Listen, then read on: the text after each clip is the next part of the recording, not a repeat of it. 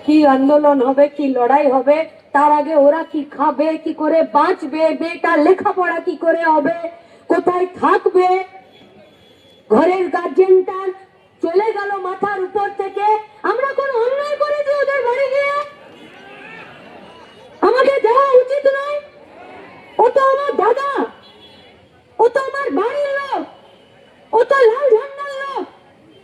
অন্যায় করেছি, তাহলে আমাদের এই গোটা পরিবারে কারো কোনো অসুবিধা হবে, আমরা যেতে পারবো না তার বাড়ি?